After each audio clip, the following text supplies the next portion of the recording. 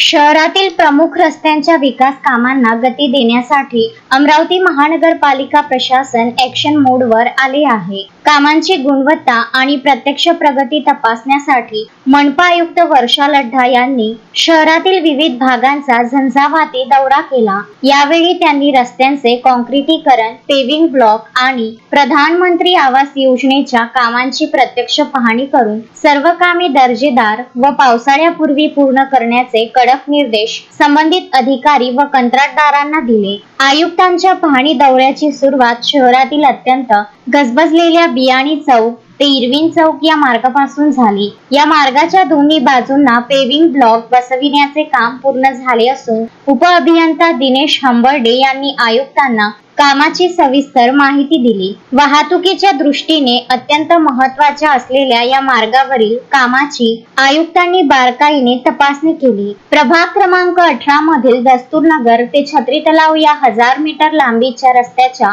काँक्रिटीकरणाची पाहणी आयुक्तांनी केली. मुख्य काँक्रिटीकरणाचे काम पूर्ण झाले असून प्रकल्पाची 55% प्रगती झाली आहे. सध्या रस्त्याच्या दोन्ही बाजूंना पेवर ब्लॉक बसविण्याचे काम सुरू असून पावसाळा सुरू होण्यापूर्वी हे काम कोणत्याही परिस्थितीत पूर्ण करून गती वाढवण्याच्या सूचना अभियंता अजय विंचुरकर यांना देण्यात आल्या. प्रभाग क्रमांक 19 मधील 2200 मीटर लांबीच्या मानवी अपार्टमेंट ते अकोली टी पॉइंट या मुख्य रस्त्याची पाहणी आयुक्तांनी केली.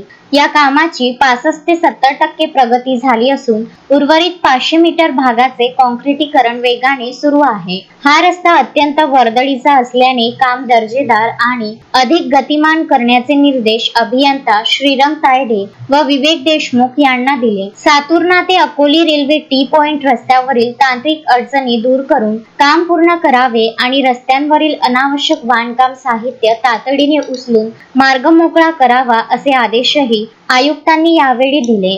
रस्ते विकास कामांच्या पाहणीनंतर आयुक्त वर्षा लढ्ढा यांनी प्रधानमंत्री आवास योजना घटक क्रमांक 3 अंतर्गत सुरू असलेल्या गृह प्रकल्पांना भेटी दिल्या.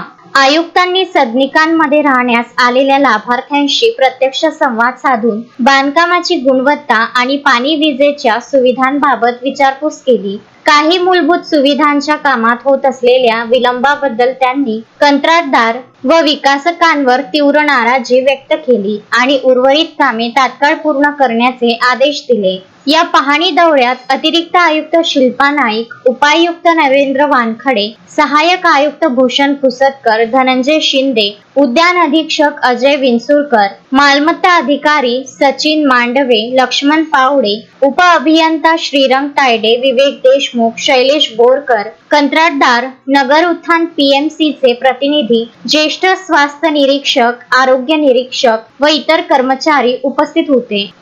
अमरावती शहरामध्ये पंतप्रधान मंत्री आवास योजनेअंतर्गत 12 ते 13 स्कीम्स सुरू आहेत. त्यातल्या 2 आपण हँडओव्हर करू शकलेलो आहे. पण लाभार्थ्यांना माझं आव्हान राहील की ती प्रत्यक्ष पाहणी वेळी आलेली आहे तर तिथे काही ठिकाणी 80, काही ठिकाणी 60 घरं, काही ठिकाणी 90 घरं अशी आहेत. पण त्याच्यामध्ये लाभार्थ्यांनी त्यांचा जे काही वाटा आहे लाभार्थ्यांचा तो हिस्सा दिला नसल्यामुळं तिथं लाभार्थ्यांना स्कीम हँडओव्हर होऊ शकणार नाही आहेत किंवा तिथलं काम अर्ध अवस्थेत राहिलेलं आहे. काही ठिकाणी स्कीमला प्रशासनाने 2-3 वेळा मुदतवाढी पण दिलेली आहेत. परंतु लाभार्थ्यांनी तिथे त्यांचा हिस्सा न दिल्यामुळं ते काम अर्ध राहणं, पाण्याची व्यवस्था, ज्या मूलभूत सुविधा द्यायच्या आहेत, रस्ते, पाणी, लाईट, या सुविधासुद्धा त्यामुळे रखडलेल्या आहेत. तर माझं सर्व नागरिकांना आव्हान राहणार आहे, लाभार्थ्यांना आव्हान राहणार आहे की जे ना कुणी ह्या हिस्स्यामध्ये सहभागी झालेले आहेत आवास योजनेमध्ये त्यांनी त्यांचा जो हिस्सा आहे तो तात्काळ भरावा. आणि जर त्यांनी मुक्तीमध्ये कार्यवाही नाही केली, कारण याच्यामध्ये बऱ्याचदा मीटिंग झालेल्या आहेत, जागेवर येऊन लाभार्थ्यांना जागा पाहणी करून सुद्धा दाखवण्यात आलेलं आहे की कुठंपर्यंत काम झालेलं आहे, तरीसुद्धा लाभार्थ्यांनी त्यांचे हिश्श्याचा सहभाग दिलेला नाही आहे. तर जे कोणी काही मुदत आम्ही देऊ प्रशासन, त्या मुक्तीमध्ये जर आपण काही आपला हिस्सा नाही दिला तर जे वेटिंगला आहेत त्यांना आम्हाला प्राधान्य द्यावं लागेल.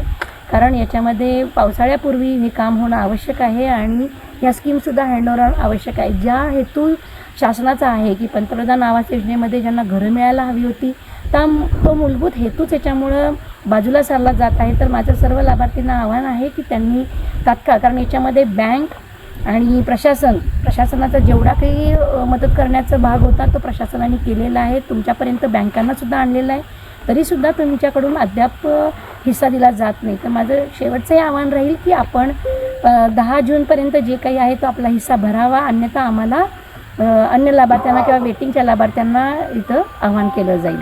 तर माझी परत एकदा तुम्हाला सर्व लाभार्थ्यांना विनंती राहील की आपण ह्या पंतप्रधान आवास योजनेचा लाभ घ्यावा आणि आपला हिस्सा तात्काळ द्यावा.